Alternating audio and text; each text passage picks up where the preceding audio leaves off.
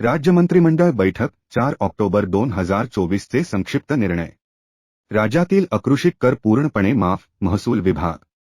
महसूल न्यायाधिकरणाच्या अध्यक्ष व सदस्यांसाठी जाहिरातीद्वारे अर्ज मागवणार. महसूल विभाग.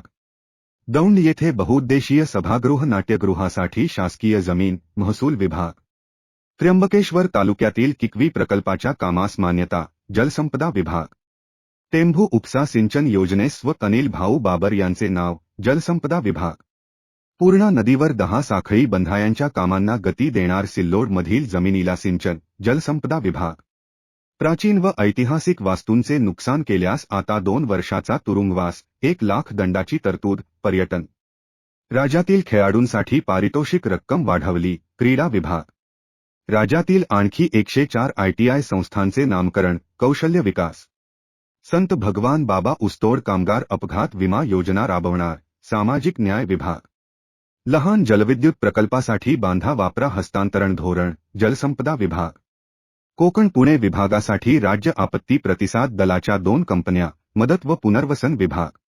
महाराष्ट्र आरोग्य विज्ञान विद्यापीठात सुधारित सेवांतर्गत आश्वासित प्रगती योजना. वैद्यकीय शिक्षण. राज्यात आरोग्य क्षेत्रात उत्कृष्टता केंद्र स्थापन करणे. वैद्यकीय शिक्षण. जैन समाजासाठी अल्पसंख्याक आर्थिक विकास महामंडळ. अल्पसंख्याक विकास विभाग. महाराष्ट्र भूजलाशीन मच्छीमार कल्याणकारी महामंडळ. पदुम विभाग.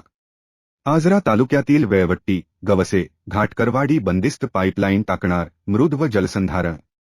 बंजारा, लमाण तांड्यात ग्रामपंचायतसाठी लोकसंख्येची अट शिथिल. ग्रामविकास विभाग. कागल येथील सागावमध्ये नवीन शासकीय होमिओपॅथी महाविद्यालय. वैद्यकीय शिक्षण विभाग.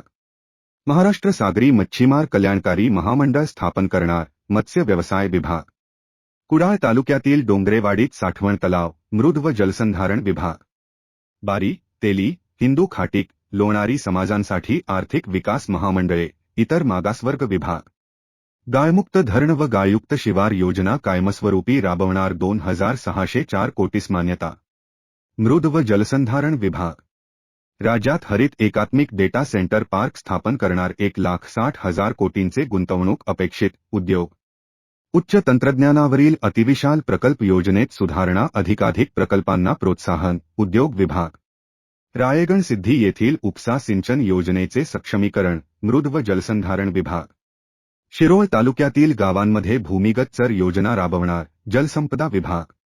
बौद्ध समाजातील सांस्कृतिक, शैक्षणिक संस्थांना 10 लाखांपर्यंत अनुदान योजना. अल्पसंख्याक विकास विभाग. सोलापूर ते मुंबई हवाई मार्गासाठी व्हायबिलिटी गॅप फंडिंग देणार. विमानचालन विभाग.